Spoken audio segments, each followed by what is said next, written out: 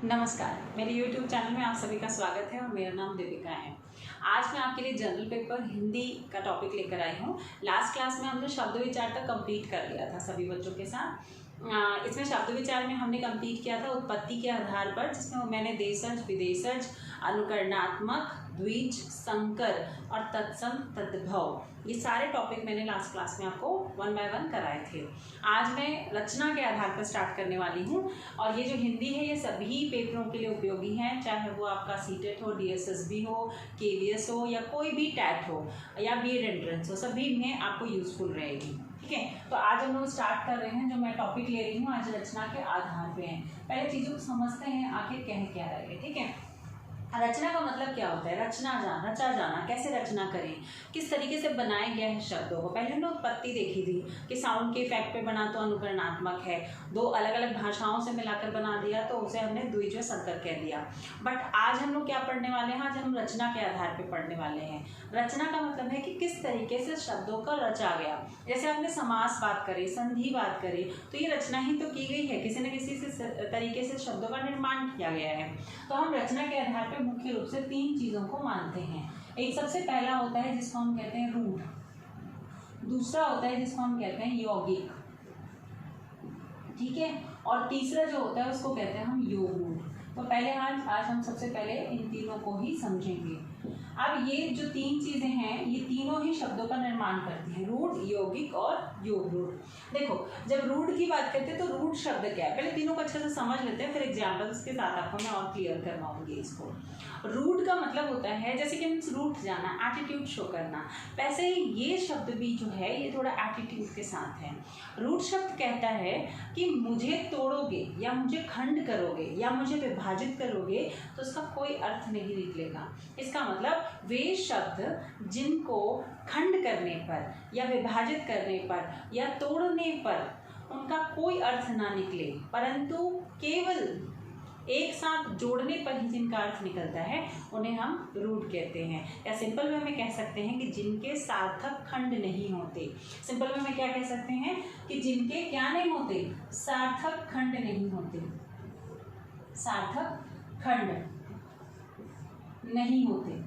तो यहाँ पे इनके सार्थक खंड नहीं होते। जैसे कि एग्जाम्पल देखोगे, अगर मैं यहाँ कम लूँ, कम अपने आप में एक अर्थ दे रहा है, क और म मिलकर अर्थ दे रहा है। बट एक चीज गौर करो, अगर मैं यहाँ पे इसे क जमा म कर दूं, अलग अलग करने पर क्या इनका कोई अर्थ निकल रहा है? नहीं निकल रहा है। इसका मतलब जब हम कोई भी शब्द अलग अलग कर दें और उनका आपस में कोई अर्थ ना निकले तब उसे हम लोग क्या कहते हैं? रूढ़। या फिर सिंपल में कह सकते हैं कि कोई भी ऐसा शब्द जिसके तोड़ने पर कोई अर्थ ना निकले या जिनके सार्थक खंड ना होते हों। जैसे कि एग्जाम्पल और लेते हैं, मान लो अगर कम से मैं कमल बनाती हूँ। अब कमल में से मैंने कम को अलग किया और ल को अलग किया। यहाँ पे कम का तो अर्थ निकल रहा है, कम का अर्थ तो निकल रहा है, पर ल का कोई अर्थ नहीं निकल रहा है। इसका मतलब जहाँ पे किसी एक का अर्थ निकल रहा है पर दूसरे का अर्थ नहीं निकल रहा है, इसका मतलब वो भी तो क्या है? सार्थक खंड नहीं हो रहे हैं। सार्थक खंड का मतलब किसी एक के खंड से नहीं है। यहाँ पे दोनों शब्द में से किसी एक का खंड ना हो तो भी क्या हो जाएगा? वो आपका क्या हो जाएगा? रूढ़ शब्द हो जाएगा। जैसे बहुत सारे शब्द हैं जब हमें पता नहीं चलता कि ये रूढ़ है या नहीं है, तो उसके भी तरीके आपको बताऊंगी कि क्या रीजन है कि हमें पता नहीं चलता कि ये रूढ़ है या नहीं है। तो रूढ़ शब्द किसे कहेंगे हम लोग? वे शब्द जिनके सार्थक खंड नहीं होते उन्हें हम रूढ़ कहते हैं। पर यहाँ पे एक चीज समझना है कि रूढ़ शब्द और कौन कौन से नहीं होते हैं। तो ध्यान रखोगे, रूढ़ शब्द वे भी नहीं होते हैं। यहाँ पे मैं लिख रही हूँ कि रूढ़ शब्द और कौन कौन से नहीं होते। तो ध्यान रखोगे, जो समास के शब्द होते हैं, समास के जितने भी शब्द होते हैं वे भी रूढ़ नहीं होते हैं। क्यों ऐसा कह रही हूँ? क्योंकि समास हमेशा 2 शब्दों से मिलकर बना होता है और 2 शब्द का मतलब ही क्या है कि 2 शब्द माने उनका कोई ना कोई अर्थ निकलेगा। अब शब्द हम हर किसी को नहीं बोल सकते, वो शब्द उसी को कहते हैं जिसका कोई सार्थक अर्थ हो।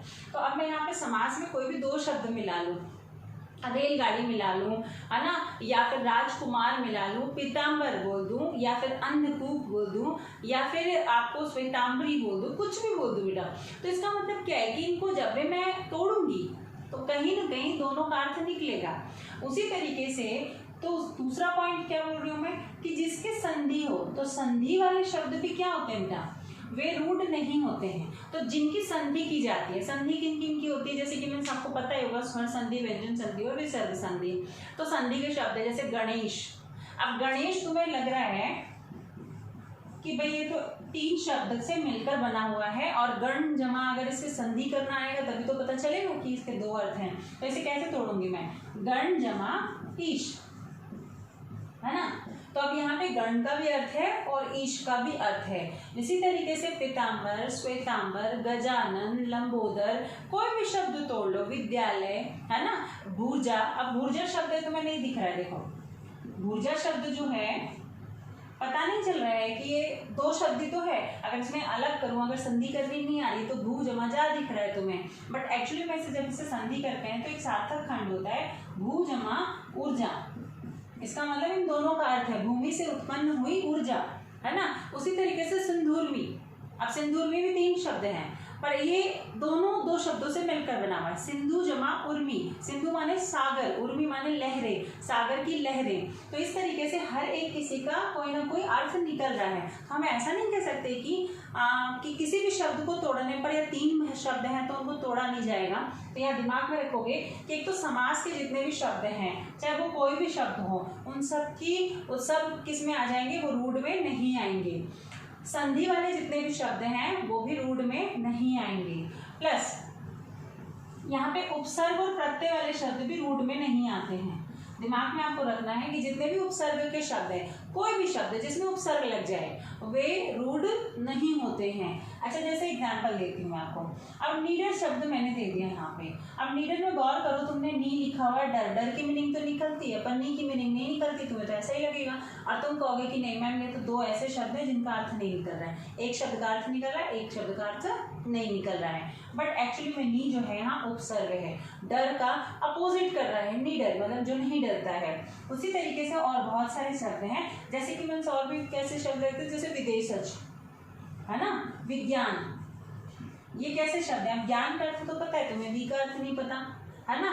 प्रचलन, तो प्र का अर्थ नहीं पता तुम्हें, चलन का अर्थ पता है। तो इस तरीके से बहुत सारे शब्द हैं जिनमें उपसर्ग लगे होते हैं। तो जिनमें उपसर्ग लगे होते हैं वे भी रूढ़ शब्द नहीं होते हैं। चौथा, जिनमें प्रत्यय लगे हों। प्रत्यय हमेशा कहाँ लगते हैं बेटा, पीछे, और उपसर्ग कहाँ लगते हैं, आगे। आगे पढ़ेंगे हम लोग ये टॉपिक भी नेक्स्ट क्लास में, उपसर्ग प्रत्यय की ही होगी आपकी क्लास। तो उपसर्ग कहाँ लगते हैं, आगे, और प्रत्यय कहाँ लगते हैं, पीछे। तो जिनमें प्रत्यय भी लग जाए, प्रत्यय क्या होता है, जैसे कि मान लो अगर मैं यहाँ पे प्यारा शब्द दे रही हूँ, प्यारा। अब प्यारा में तुम्हें प्यार का अर्थ तो मालूम है, पर ये आ जो है इसका क्या है, इसको तोड़ोगे तो तुम्हें टूटेगा ही नहीं है। अगर 2 खंड में तोड़ के देखो, प्यार या आरा, कुछ भी अर्थ नहीं निकला, बट एक्चुअली में ये कैसे टूटा हुआ है, प्यार जमा आ प्रत्यय लगा हुआ है। तो जिनमें भी प्रत्यय लग जाए वो भी क्या हो जाएंगे बेटा, वो भी रूढ़ शब्द नहीं होंगे। उसी तरीके से लाडला, तो लाड क्या है, मूल शब्द है और उसमें ला क्या लगा हुआ है, प्रत्यय लगा हुआ है।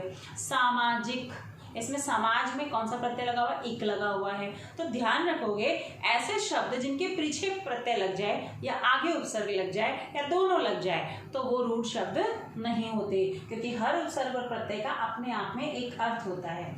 इतना मेरे अच्छे से समझ आ गया होगा। बट एक चीज समझोगे कि ठीक है, ये 4 चीज से तो हम छांट लेंगे कि हाँ भी ये रूढ़ शब्द नहीं है, क्योंकि क्या किससे पहचानोगे, इसको जानना जरूरी है। तो क्या होता है ये तो तुम्हें पता ही है, बट क्या नहीं होता है अगर ये भी जान लो तो एग्जाम में फटाफट 4 ऑप्शन आपको छांटने में हेल्प करेगा।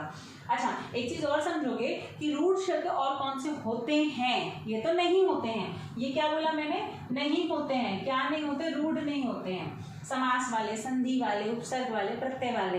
बट रूढ़ कौन से होंगे, ध्यान रखोगे, सार्थक और निरर्थक के जोड़े जो होते हैं। किसके जोड़े बोल रही हूँ बेटा मैं, सार्थक और निरर्थक के जोड़े जो हैं, ठीक है। तो यहाँ पे सार्थक और निरर्थक जो जोड़े हैं, ये ध्यान रखोगे, ये कभी भी आपके क्या नहीं होते हैं, ये मतलब कहना चाहिए ये रूढ़ होते हैं, ये यौगिक ही रूढ़ नहीं होते हैं। जैसे सार्थक और निरर्थक का एग्जाम्पल आपको दूं तो जैसे हम लोग कई बार होते हैं ना, चाय वाय, उल्टा सुल्टा, है ना, या फिर हम लोग ये सार्थक और निरर्थक के जोड़े होते हैं, इसमें एक का अर्थ निकलता है, एक का अर्थ नहीं निकलता, या तेरी चाल वाल संभाल ले, या आलतू फालतू बोलता है ना, या उल्टा सुल्टा काम करता है, या रोटी सोटी बना दे। तो ये सारे शब्द जो हैं ये एक सार्थक और निरर्थक के जोड़ों से बने हुए हैं, ये रूढ़ होते हैं। ठीक है, तो यहाँ पे मेरे ख्याल से रूढ़ शब्द अच्छे से क्लियर हो गया है। नेक्स्ट हम लोग बात करेंगे यौगिक के बारे में। उम्मीद कर रही हूँ आपको छोटे छोटे एग्जाम्पल्स के जरिए मैं क्लियर करा सकूँ ये, तो इतना आपको अच्छे से समझ आ गया होगा कि कौन से होते हैं और कौन से नहीं होते हैं। अब मैं किसकी बात कर रही हूँ, अब मैं यौगिक की बात कर रही हूँ। यौगिक क्या होते हैं, इससे जस्ट अपोजिट है, जो रूढ़ है ना उसी को हम लोग यौगिक कहते हैं। पर फर्क इतना है कि रूढ़ में तो अर्थ नहीं निकलता है, पर यौगिक में अर्थ निकलता है। तो एक प्रकार से रूढ़ अलग कॉन्सेप्ट हो जाता है, यौगिक अलग कॉन्सेप्ट हो जाता है, बट ये दोनों मिलकर योगरूढ़ का जन्म देते हैं। तो यौगिक क्या है, देखो यौगिक कहता है कि सार्थक खंड होंगे। यौगिक क्या कह रहा है, सार्थक खंड होंगे या होते हैं। ठीक है, जैसे अगर मैं आपके सामने कुछ ऐसे एग्जाम्पल लूंगी जिसको तो आपको पता है, अगर मैं विद्यालय बोल रही हूँ आपको, तो विद्यालय जो है सार्थक खंड होते हैं ना, कैसे खंड होंगे इसके, विद्या जमा आलय। इसका मतलब आपको पता चल गया है कि विद्या और आलय दो शब्द मिलकर क्या बन रहे हैं, आपके एक शब्द का निर्माण कर रहे हैं। इसका मतलब हम लोग जब हम किसी भी शब्द की बात करते हैं तो शब्द की बात करने के दौरान हमें ध्यान रखना है कि उसका निर्माण कैसे हो रहा है। ठीक है, जैसे कुछ एग्जाम्पल और लेते हैं। जैसे एक एग्जाम्पल आपको मैं बताती हूँ, कुछ ऐसे एग्जाम्पल जिससे पता ना चले कि ये रूढ़ है या योग रूढ़ है। जैसे यहाँ पे मैंने एक वर्ड लिख दिया, मान लो कपीश। ठीक है, अभी जो कपीश वर्ड बनाया है मैंने, तो ये कपीश वर्ड आपको दिख रहा है तो ऐसा लग रहा होगा कि भाई इसको तोड़ेंगे तो कोई अर्थ नहीं निकलेगा, बट ये संधि हो रहा है, कपी जमा ईश। तो इसमें जो कपी है, कपी मतलब बंदर है ना, तो कपी जमा ईश। ठीक है, इसको बड़ी की मात्रा लगा सकते हो कपी का। ठीक है, कपी छोटी की मात्रा भी लगा के बनाते हैं, तो इसको हम लोग थोड़ा सा आपको आगे बात नहीं करते हैं। तो कपी में क्या हो जाएगा, कपी इश का मतलब है कि दो शब्द से मिलकर बना हुआ है, कपी जमा इश। इसका मतलब क्या हो जाएगा यहाँ पर कि किसके, बंदरों के देवता, कपीश किसको बोलते हैं, बंदरों के देवता, कपी माने बंदर होता है। ठीक है, तो यहाँ पे ये दो शब्दों से मिलकर बना हुआ है। जैसे एक और वर्ड लेते हैं, राजेश। अब ये भी तो तीन शब्दों से मिलकर बना हुआ है, नहीं पता चल रहा है ना कि ये रूढ़ है कि यौगिक है, क्योंकि इसको टूट नहीं रहा है, बट संधि आती है तो तोड़ लेंगे हम लोग। क्या हो जाएगा, राजा जमा ईश। ठीक है, इस तरीके से बहुत सारे शब्द हैं जो कि संधि से बने हुए हैं। उसी तरीके से अगर मैं वर्णमाला बोलूं तो ये भी तो दो शब्दों से मिलकर बना हुआ है, वर्ण जमा माला। अगर मैं कमल नयन बोल दूं तो कमल नयन भी तो दो शब्दों से मिलकर बना हुआ है, कमल जमा नयन। तो ये क्या है, जब हम दो शब्दों को सार्थक खंड में तोड़ देते हैं या किसी एक शब्द को सार्थक खंड में तोड़ देते हैं तो उसे हम यौगिक कहते हैं। अब यौगिक और क्या है, इसकी डेफिनेशन आप याद कर सकते हो कि वे शब्द जिनके सार्थक खंड हो जाते हैं या सार्थक अर्थ में विभाजित हो जाएं उन्हें हम यौगिक कहते हैं। अब इसमें थोड़े से और एग्जाम्पल और चीज़ों को देखते हैं कि आखिर यौगिक कौन कौन से शब्द होते हैं। इतना समझ आ गया होगा कि यौगिक शब्द कौन से हैं, बट अब कुछ एग्जाम्पल बता रही हूँ जिससे यौगिक और अच्छे से क्लियर हो जाए। बहुत सारी चीज़ें हैं, तो सार्थक खंड होते हैं। देखो, सबसे पहली बात तो आपको ध्यान रखना है कि रूढ़ के जस्ट अपोजिट होता है यौगिक। रूढ़ के जस्ट अपोजिट होता है यौगिक। जैसे देखो, अगर मैं कह रही थी वहाँ पे संधि वाले शब्द क्या होते हैं, रूढ़ नहीं होते हैं, तो मतलब क्या है, संधि वाले शब्द क्या होंगे, यौगिक होंगे। दूसरा, जैसे कि अभी जितने भी एग्जाम्पल ले लें, बट अगर मैं बात करूँ पीताम्बर, श्वेताम्बर, है ना, गजानन, तो ये किसी न किसी को उपाधि दी गई है। तो ये मैं आपको यहाँ पे क्लियर करूँगी योग रूढ़ में, क्योंकि योग रूढ़ जो है एक्चुअली में यौगिक से ही बना हुआ है। ठीक है, बट अभी मैं क्लियर करूँगी कि योग रूढ़ क्या है। संधि वाले शब्द भी यौगिक होते हैं, समास वाले शब्द भी यौगिक होते हैं, क्योंकि पहले क्लियर कर चुकी हूँ, दोनों को तोड़ने पर अर्थ निकलते हैं। ठीक है, तीसरा पॉइंट जो बोल रही हूँ कि उपसर्ग वाले शब्द भी क्या होंगे बेटा, यौगिक होंगे, और प्रत्यय वाले शब्द भी क्या होंगे, यौगिक होंगे। ये चार शब्द तो आप ऐसे भी जान चुके हो, अभी मैंने आपको एग्जाम्पल्स भी दिया था। बट अब मुद्दा उठता है कि इसके अलावा और कौन से यौगिक हो सकते हैं।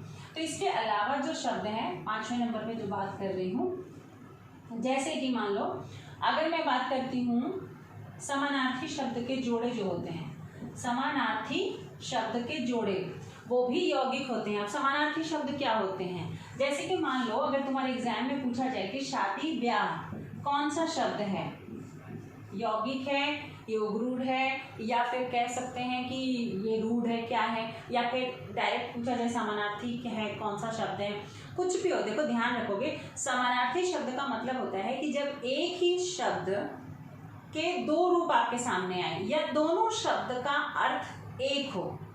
जैसे समझेंगे, जब दोनों शब्द का अर्थ एक हो तो उसे हम समानार्थी कहते हैं। जैसे अगर मैं आपके सामने शादी और ब्याह बोली तो शादी और ब्याह दोनों तो सेम ही हुआ ना। उसी तरीके से आप लोग बोलते हो भाग दौड़, भागना और दौड़ना भी तो एक ही हुआ। उछलना कूदना, है ना। तो ये सारे शब्द कैसे हैं, ये सिमिलर शब्द हैं। काम काज, लड़ाई झगड़ा, है ना। तो ये सारे शब्द जो हैं आपके कैसे हैं, समानार्थी शब्द हैं। तो ध्यान रखोगे, रीति रिवाज, ऐसे बहुत सारे शब्द हैं हमारे आसपास जो एक सिमिलर आंसर देते हैं। तो यहाँ पे ये सारे शब्द जैसे शादी ब्याह हो गया, है ना, लड़ाई झगड़ा हो गया, काम काज हो गया, मैं लिख नहीं रही हूँ, ज़्यादा एग्जाम्पल आपको बोल रही हूँ। काम काज हो गया, साफ सुथरा हो गया, है ना।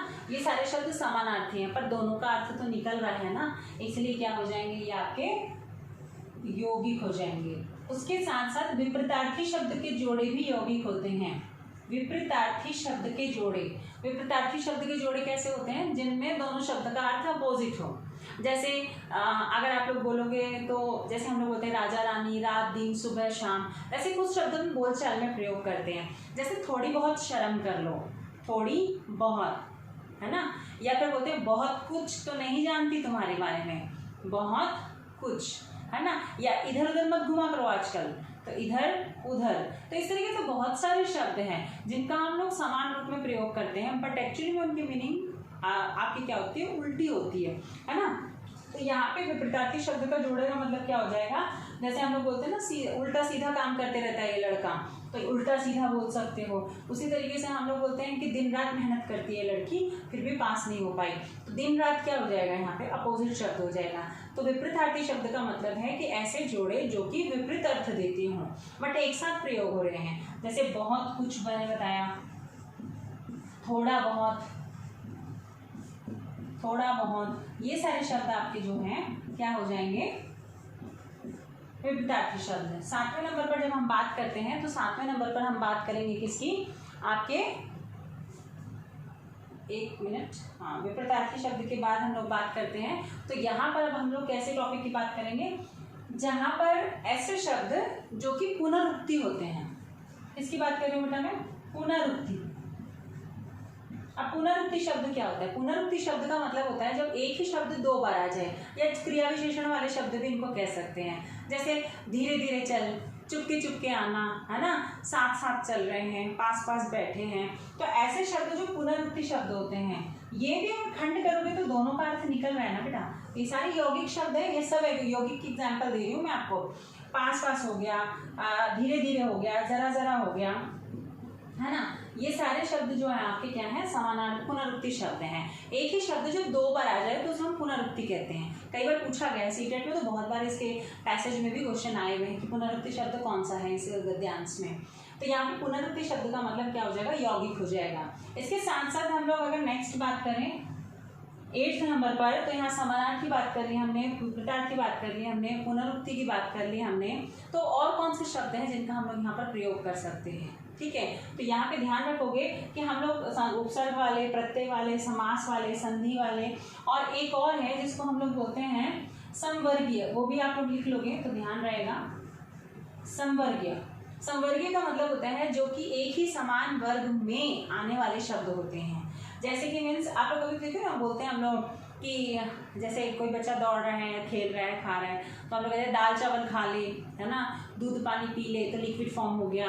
वैसे ही हम लोग सामान में काम, जैसे कि बोलते हैं लकड़ी घास लिया, तो ये क्या है, या घास फूस लिया, समान वर्ग हो जाए। जैसे दवा दारू बोल दिया आपने, पेड़ पौधे बोल दिया आपने, है ना, चांद तारे बोल दिया आपने, तो ये संवर्गीय हैं। संवर्गीय का मतलब क्या होता है? संवर्गीय का मतलब होता है एक ही वर्ग में आने वाला। अगर मैं सूट साड़ी बोल दूँ, कपड़े लत्ते का तो सेम अर्थ हो रहा है, तो समानार्थी हो जाएगा। पर अगर मैं बोलूँ कुछ ऐसे शब्द जो कि सिमिलर यूज कर रहे हैं, तो वो आपके संवर्गीय में आ जाएंगे। संवर्गीय में हम लोग पेड़ पौधे बोल सकते हैं, घास फूस बोल सकते हैं, ठीक है।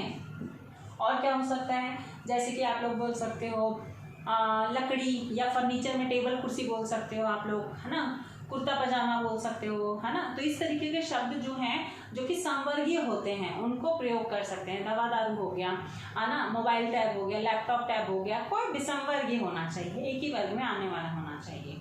तो ये हमारे सारे क्या हैं, आपके यौगिक शब्द हैं। इतना मेरे ख्याल से क्लियर हो गया होगा यौगिक शब्द किसे कहते हैं। ये रूढ़ के जस्ट अपोजिट हैं, बट ये 4 मैं आपको रूढ़ में बता चुकी थी, इसलिए मैंने आगे के समानार्थी विपरीतार्थी एग्जाम्पल दी थी। तो ये सब आपके क्या हो जाएंगे बेटा, आपके यौगिक हो जाएंगे।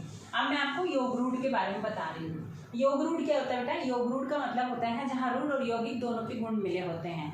ध्यान से इस चीज को समझेंगे कि रूढ़ का भी गुण होगा और यौगिक का भी गुण होगा। वे शब्द जिनके सार्थक खंड नहीं होते उनको तो रूढ़ कहते हैं, और जिनके सार्थक खंड हो जाते हैं उन्हें यौगिक कह देते हैं। इसका मतलब ये वे शब्द हैं जो यौगिक और रूढ़ दोनों से मिलकर बने हुए हैं, कि इन्हें तोड़ने पर तो अर्थ देंगे, परंतु जोड़ने पर किसी विशेष अर्थ के लिए क्या हो जाएंगे, ये रूढ़ हो जाएंगे। फिर से बोल रही हूँ कि तोड़ने पर अर्थ तो देंगे, परंतु जोड़ने पर किसी विशेष के लिए रूढ़ हो जाएंगे। तो जितनी भी उपाधि हैं इसमें आती हैं, उपाधि कह सकते हैं, कोई उपनाम कह सकते हैं, है ना, कोई सम्मान के रूप में दिया हुआ वर्ड कह सकते हैं। तो इस तरीके से हम लोग कोई भी शब्द का प्रयोग कर सकते हैं। जैसे कि कुछ एग्जाम्पल के साथ आपको क्लियर करा देती हूँ, तो आपको अच्छे से क्लियर हो जाएगा। मान लो ये रूढ़ शब्द है आपका, ठीक है। रूढ़ में मैंने यहाँ पे लिख दिया था कमल। कमल तो रूढ़ शब्द है ना, इसको तोड़ नहीं सकते हम लोग, बट कमल को एक उपाधि दी गई है, किसकी? जलज की। जल जमा ज, तोड़ने पे अर्थ भी दे रहा है, और जोड़ने पर सिर्फ ये किसके लिए प्रयोग किया जा रहा है? ये कमल के लिए। जलज का मतलब क्या होता है? जल में जन्मा हुआ। जल में तो बहुत सारी चीजें जन्मती हैं, खाना खरपतवार हो गया, काई होगी, कीड़े मकोड़े हो गए, पर जल में जन्मा हुआ बोलने से सिर्फ एक ही को इंडिकेट करता है, किसको? कमल को कहता है। वैसे ही पंकज भी तो कीचड़ में जन्मा हुआ, कीचड़ में भी बहुत सारी चीजें जन्मती हैं। नीरज हुआ, नीर में जन्मा हुआ, नीरज हो गया। इसी तरीके से अगर मैं यहाँ मान लो शिव लिखती हूँ, तो शिव जो है रूढ़ शब्द है, इसको तोड़ने पर कोई अर्थ नहीं मिलेगा। पर अगर मैं शिवा लिख देती हूँ तो इसमें आ क्या लगा दिया मैंने? प्रत्यय लगा दिया, और इसमें एक अर्थ हो गया, स्त्रीलिंग हो गया, शिव की शिवा। शिव माने, शिवा माने पार्वती, ठीक है। अगर मैं इसे शिव और शिवा, तो रूढ़ और यौगिक की बात हो गई, पर अगर शिव जी को मैं उपाधि की बात करूं या फिर मैं कोई सम्मान की बात करूं तो क्या कहा जाता है? नीलकंठ। तो नीलकंठ क्या 50-30 है हमारे पास? नहीं। नीलकंठ का मतलब हम सिर्फ एक ही व्यक्ति को जानते हैं जिन्होंने विष को धारण किया था, शिव जी को। तो ये उपाधि मिली, इसलिए ये रूढ़ हो गया, विशेष रूप में रूढ़ हो गया, और अर्थ भी निकल रहा है नील जमा कंठ। उसी तरीके से अगर मैं त्रिनेत्र बोल दूं तो त्रिनेत्र, दोनों का अर्थ भी निकल रहा है, पर जोड़ने पर सिर्फ स्पेशल इंडिकेट कर रहा है किसको? आपके शिव जी को। उसी तरीके से और भी बहुत सारे एग्जाम्पल्स हम लोग ले सकते हैं। जैसे कृष्ण जी का कोई अर्थ नहीं निकलता तोड़ने पर, है ना, पर अगर मैं इसे कृष्णा कह दूं, आप प्रत्यय लगा दूं, तो ये कृष्णा स्त्रीलिंग हो गया राधा के लिए। पर कृष्ण को तो हम गिरिधारी, है ना, मुरलीधर, बहुत सारे नाम से जानते हैं हम लोग, पीताम्बर, श्वेताम्बर, पीताम्बर भी बोलते हैं, श्वेताम्बर तो सरस्वती जी को बोलते हैं ना। तो इस तरीके से कई वर्ड से उन्हें उपाधि दिया गया है। वैसे गणेश जी जो है वो क्या है? आपका यौगिक है, क्योंकि गण जमा ईश, पर उन्हें उपाधि दी गजानन, एकदंत, है ना, लंबोदर। तो ये सब उनकी उपाधियां हो गई। तो सिंपल वे में आपको ध्यान रखना, जैसे रावण भी एक एग्जाम्पल लेते हैं। रावण को किसकी उपाधि मिली है? दशानन की मिली है, लंकेश की मिली है ना। तो यहाँ पे ये ऐसे बहुत सारे एग्जाम्पल आपके सामने आ जाएंगे जो कि किसी विशेष कारण से रूढ़ हो गए हैं। तो ध्यान रखोगे, रूढ़ शब्द का खंड नहीं होता, यौगिक का खंड करने पर अर्थ होता है, परंतु योग रूढ़ वे शब्द होते हैं जिनको जोड़ने पर अर्थ निकलता है, परंतु वे रूढ़ हो जाते हैं किसी विशेष व्यक्ति के लिए, किसी विशेष उपाधि के लिए। मेरे ख्याल से आज की क्लास तो यहाँ तक सबको समझ आ गई होगी। तो हमने आज रूढ़, यौगिक और योग रूढ़ की बात की है। अगर नहीं समझ आता है, कोई भी प्रॉब्लम्स होती है, तो आप मुझे कमेंट कर लिख सकते हो। नेक्स्ट क्लास में हम लोग उपसर्ग और प्रत्यय करेंगे। आज के लिए यहीं पर समाप्त करती हूँ। नमस्कार।